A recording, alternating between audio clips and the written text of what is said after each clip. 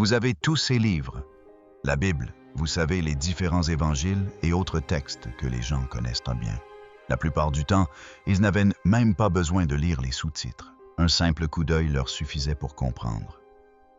Et si l'un des films les plus marquants de tous les temps recelait un secret pourtant évident, quelque chose que des millions de personnes ont vu, mais que presque personne n'a vraiment compris. Lorsque Mel Gibson a réalisé La Passion du Christ, on pensait avoir tout vu: la douleur, le sacrifice, l'histoire. Mais des années plus tard, une dimension plus profonde commence à se révéler. Un message si subtil qu'il laisse passer inaperçu. Et lorsque Joe Rogan a finalement entendu cette analyse, sa réaction a surpris tout le monde. Ce n'était ni un débat, ni une analyse. C'était quelque chose de brut, d'émotionnel, presque bouleversant, car il ne s'agit plus seulement d'un film. Il s'agit de ce qui se cachait derrière, des symboles, des moments et des significations qui prennent une autre dimension lorsqu'on les perçoit vraiment. Comme un code enfoui au cœur d'une histoire, attendant le moment propice pour être décrypté. Et aujourd'hui, les gens commencent à s'en apercevoir. Si ce genre de vérité vous interpelle, n'oubliez pas de liker et de vous abonner pour découvrir d'autres révélations surprenantes. La vision derrière le film. Pour bien comprendre ce que Gibson a révélé ce jour-là, il faut remonter aux origines. Il ne s'agissait pas d'un énième film biblique à gros budget avec de beaux costumes et une musique dramatique. Mel Gibson ne voulait pas de ça. Il voulait quelque chose qui vous prenne aux tripes et ne vous lâche plus. Il voulait que les gens ressentent toute la portée des dernières heures du Christ et non pas qu'ils les observent de loin. Il a expliqué à Rogan que c'était là l'essentiel. Nous sommes tous responsables. Pas seulement les personnages à l'écran, mais chaque spectateur. Cette idée à elle seule a mis beaucoup de gens mal à l'aise avant même le début du tournage. Gibson a passé des années plongé dans les 4 évangiles, étudiant chaque verset relatif aux dernières heures de Jésus. Mais il est allé plus loin. Puisant dans des textes théologiques anciens, des écrits de l'Église primitive et des sources historiques que la plupart des cinéastes n'utiliseraient jamais. Il ne réalisait pas un film, mais une expérience. Et cela commence dès la première scène. Nous sommes dans le jardin de Gethsémani. Il fait nuit. Jésus est à genoux en prière, tandis que ses amis les plus proches dorment à proximité. Soudain, une silhouette apparaît. Satan murmure le doute dans le silence. Un serpent rampe vers lui et Jésus l'écrase sous son talon. Cette image est une référence directe à la Genèse. La toute première promesse des Écritures, le mal serait un jour vaincu. La plupart des spectateurs ne l'ont pas remarqué. Ils regardaient un film. Gibson racontait une histoire qui s'étendait sur toute l'histoire de l'humanité. Chaque ombre, chaque réplique, chaque choix visuel était intentionnel. C'était du cinéma conçu pour vous impliquer, pas pour vous laisser scotcher. Ce qu'Hollywood a tenté d'étouffer. C'est là que la conversation avec Rogan est devenue vraiment intéressante. Et Gibson n'a pas seulement parlé du film lui-même. Il a parlé de la bataille qu'il a menée pour le réaliser. Et croyez-moi, c'était une véritable guerre. Il a remarqué quelque chose que la plupart des gens à Hollywood acceptent tacitement, mais disent rarement à voix haute. Il existe un double standard en matière de religion à l'écran. Les autres confessions bénéficient de représentations nuancées et respectueuses, mais le christianisme lui suscitait scepticisme, regards désapprobateurs et rejet. Gibson a dit sans embâches à Rogan: le christianisme est la seule religion que tu as le droit de tourner un ridicule ouvertement. Lorsqu'il a commencé à présenter son projet, La Passion du Christ, les portes se sont refermées brutalement. Les studios, qui avaient auparavant accueilli à bras ouverts un réalisateur oscarisé, ont soudainement cessé de répondre à ses appels. 16 collègues, qui avaient travaillé à ses côtés pendant des années, ont commencé à prendre leur distance. Les réunions ont été annulées. Le message de l'industrie était clair. Même si personne ne l'exprimait ouvertement, cette histoire n'est pas la bienvenue ici. Mais Gibson n'a pas cédé. Il a financé le film lui-même. Il a réuni une équipe qui partageait sa conviction et il est allé de l'avant en sachant qu'il misait tout sur un projet que la plupart d'Hollywood voulait voir disparaître. Ce qui s'est passé ensuite a choqué tout le monde, en particulier les dirigeants qui l'avaient refusé. La Passion du Christ est devenu l'un des films classés R, ayant réalisé les plus gros succès commerciaux de l'histoire. Le public s'est déplacé en masse, prouvant que des millions de personnes avaient soif de ce genre de récit audacieux et sans concession que les pontes de l'industrie prétendaient ne plus vouloir. Des événements surnaturels inexplicables. Voici le passage de la conversation de Gibson, qui a même laissé Joe Rogan sans voix, car le tournage de ce film n'avait rien d'ordinaire. Ed Gibson n'a pas mâché ses mots. Jim Caviezel, l'acteur qui incarnait Jésus, n'a pas seulement simulé la souffrance à l'écran. Il a réellement souffert. La croix qu'il portait pesait plus de 13 kilos. Pendant le tournage, il s'est déboîté l'épaule. Lors de la scène de flagellation brutale, il a reçu un coup de fouet véritable si violent qu'il lui a coupé le souffle. Ses mains. Sa douleur n'était pas feinte. Elle était réelle et on la voit à chaque image. Puis la foudre frappa. L'assistant réalisateur John Michelini fut frappé par la foudre à 2 reprises à des jours de tournage différents. Caviezel lui-même aurait été touché pendant la scène de la crucifixion. Pourtant, les 2 hommes s'en sortirent indemnes. L'équipe n'avait aucune explication. Le plateau de tournage donnait l'impression d'être un lieu où la frontière entre le naturel et le surnaturel était devenue extrêmement ténue. Et les transformations ne s'arrêtèrent pas là. Luca Lionello, qui incarnait Judas, arriva sur le plateau en se déclarant athée. Il en repartit croyant. Le fait d'avoir passé des mois à explorer les thèmes de la trahison et de la rédemption a changé quelque chose en lui qu'il ne pouvait expliquer. Il y a également eu des témoignages concernant une jeune fille atteinte d'une forme grave d'épilepsie qui n'a pas eu de crise pendant 1 mois entier alors qu'elle se trouvait à proximité du lieu de tournage. D'autres auraient sans doute connu des guérisons physiques inexpliquées. S'agissait-il d'interventions divines? De coincidences remarkables. Personne dans l'équipe ne pouvait l'affirmer avec certitude. Ce qu'ils disaient tous, en revanche, c'est qu'ils avaient le sentiment de participer à quelque chose de bien plus grand qu'un simple tournage. Une scène résume parfaitement tout cela.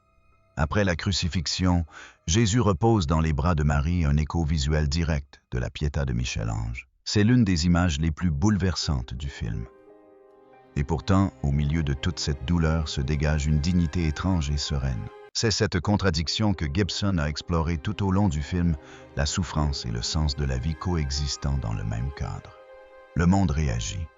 Critique. Paul makes it 6 cents millions de dollars. Alors après tout ce qu'il a fallu, les refus, l'autofinancement, les coups de foudre, les bouleversements, le film est finalement sorti en salle et le monde a été conquis. Pas forcément au sens négatif du terme. Enfin, pas entièrement. La Passion du Christ a engrangé plus de 6 cents millions de dollars au box-office mondial. Réfléchissez-y.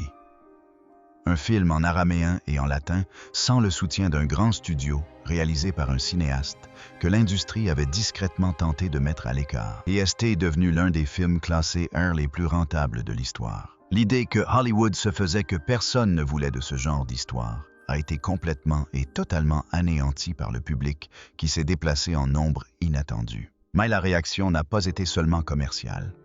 Elle a été émotionnelle. Roger Ebert, sans doute le critique de cinéma le plus respecté de sa génération, a attribué 4 étoiles sur 4 à La Passion du Christ.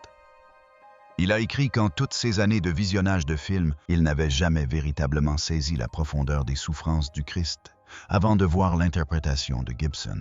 Venant d'un homme qui avait critiqué des milliers de films pendant des décennies, cette déclaration avait un poids considérable. D'autres critiques ont salué l'ambition artistique et la sincérité brute du film. Certains ont comparé la vision de Gibson à celle des grands maîtres du cinéma spirituel. Mais c'est important, tout le monde n'était pas d'accord. Avant même la sortie du film, des érudits religieux et des responsables communautaires ont exprimé de vives inquiétudes. Certains ont fait valoir que certaines représentations dans le film pourraient renforcer des récits historiques dangereux, notamment des stéréotypes qui avaient historiquement servi à justifier la persécution des communautés juives. Il ne s'agissait pas de préoccupations mineures, ni de polémiques inventées. Des historiens et des théologiens soulignaient des schémas réels dans la manière dont des récits de ce genre avaient été utilisés au cours de l'histoire pour causer un préjudice réel à des personnes réelles. Gibson a soutenu dès le début que son intention était tout autre. Le film visait à montrer la responsabilité collective de l'humanité dans la mort du Christ, et non à désigner ou à blâmer un groupe en particulier. Il a notamment souligné les scènes où soldats romains, disciples et passants avaient tous joué un rôle. Il a également défendu les choix artistiques du film, comme la scène où Judas est tourmenté par des enfants démoniaques après sa trahison. Cette scène n'est pas présente dans la Bible. Gibson l'a reconnu, mais il a soutenu qu'il ne s'agissait pas d'un documentaire. Il s'agissait d'une narration visuelle conçue pour transmettre une vérité spirituelle et l'émotionnel, la culpabilité que portait Judas. Le délitement psychologique exprimé par le langage cinématographique plutôt que par un récit historique littéral. Que l'on approuve ou non tous les choix de Gibson. Le film a forcé un débat que l'industrie évitait depuis des années. Et ce débat est toujours d'actualité. La suite pourrait tout changer. Voici ce que le public de Rogan, et franchement la plupart des gens, ignorent encore. Gibson n'en a pas fini. Depuis 6 ou 7 ans discrètement, et loin des projecteurs, Gibson, E.T., le scénariste de renom Randall Wallace, ont construit quelque chose qui fait passer la passion du Christ pour un simple échauffement, un film sur la résurrection. Et d'avant de penser « OK, une suite très bien », comprenez bien qu'il ne s'agit pas d'une suite classique. Gibson l'a décrit à Rogan comme l'un des projets les plus ambitieux qu'il ait jamais entrepris. Et pourtant, c'est un homme qui a gravi une montagne pour le tournage de Braveheart. Il souhaitait raconter l'histoire de la résurrection, non pas comme une simple suite chronologique, mais comme un récit cosmique, une exploration de la lutte éternelle entre le bien et le mal. Brilliant, l'histoire antique au moment où tout a basculé. Il parle d'une histoire qui s'étend de la chute des anges jusqu'à la mort du dernier apôtre. Imagine la portée de cela. Il veut montrer que la résurrection n'était pas un simple miracle isolé, mais le tournant d'une histoire qui se construisait depuis le tout début de la création. Pour ce faire, Gibson a consacré des années à l'étude de textes anciens, de débats théologiques et de documents historiques. Il souhaite offrir aux croyants une représentation visuelle inédite. Et il veut donner aux sceptiques, à ceux qui ne se sont jamais vraiment penchés sur ces idées, une raison de s'interroger sur les questions que soulève la foi. Car Gibson a confié à Rogan une vérité essentielle qui explique pourquoi cette suite est si importante. La résurrection, disait-il, est la seule affirmation de toute la chrétienté qui soit l'événement le plus important de tous les temps, soit le plus grand mensonge jamais proféré. Il n'y a pas de juste milieu. Soit un homme est sorti d'un tombeau scellé 3 jours après son exécution, soit il ne l'a pas fait.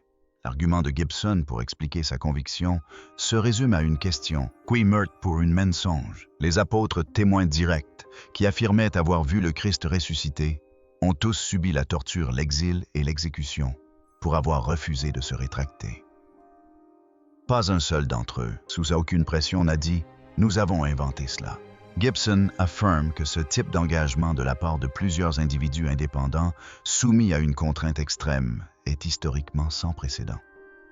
On meurt pour des convictions sincères, mais personne ne meurt systématiquement pour quelque chose qu'il a lui-même inventé. Cette question posée simplement et directement lors d'une conversation entre un cinéaste et un animateur de podcast aurait visiblement interpellé Rogan.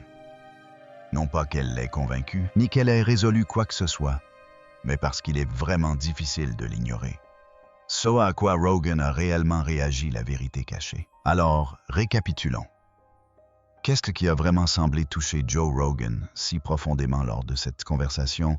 Car Rogan n'est pas du genre à s'émouvoir facilement. C'est quelqu'un qui a été assis en face de présidents de scientifiques aux frontières de la connaissance humaine, de veterans qui ont vu des choses que la plupart d'entre nous ne peuvent même pas imaginer. Il a entendu des dizaines de fois des affirmations extraordinaires.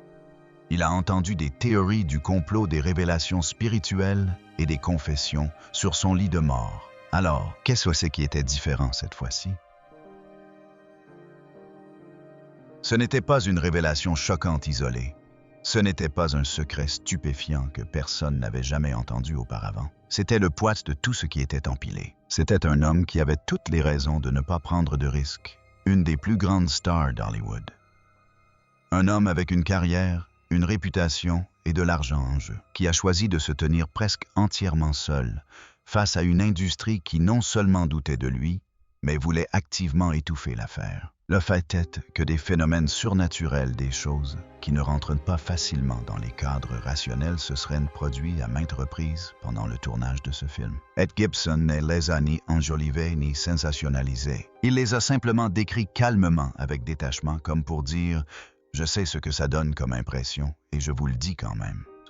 C'était la transformation de personnes qui étaient arrivées au projet sans aucune conviction et qui en étaient reparties avec quelque chose d'inexplicable. Un athée jouant le rôle du traître qui se convertit des guérisons que la logique médicale peine à expliquer. Une équipe et des acteurs repartis convaincus d'avoir participé à quelque chose de bien plus grand qu'un simple film. Et c'était la suite. L'idée que cet homme des décennies plus tard soit toujours aussi engagé qu'il consacre encore des années à la recherche et au développement, qu'il refuse toujours de simplifier les choses, de les rendre commerciales ou sûres, qu'il pose toujours les questions les plus difficiles plutôt que de donner des réponses rassurantes. Ce genre de sincérité, c'est vraiment rare. Être dans un paysage médiatique qui repose presque entièrement sur la performance, la stratégie et l'image de marque personnelle. Être confronté à quelque chose de réel a un impact même sur quelqu'un d'aussi expérimenté et prudent que Joe Rogan. Gibson a dit quelque chose de simple mais d'essentiel dans cette interview. Il ne cherchait pas à faire un film pour les croyants. Il voulait faire un film qui oblige tout le monde croyant, sceptiques indifférents, à se confronter à ses convictions sur la souffrance, le sacrifice et ce que signifie tout donner pour autrui. 20 ans plus tard, ce film continue de susciter le débat, d'émouvoir, de provoquer ce malaise profond qui témoigne d'une approche authentique. Une vision plus globale. Voici ce que je crois être la véritable histoire, non seulement à propos de la passion du Christ, mais aussi de ce que représente le parcours de Gibson. Nous vivons à une époque où presque chaque contenu, chaque film, chaque interview, chaque déclaration publique est soigneusement calculée, testée, évaluée par des groupes de discussion, conçus pour susciter un engagement maximal avec un risque minimal. Gibson a fait tout le contraire. Il a réalisé un film dont il savait qu'il diviserait l'opinion.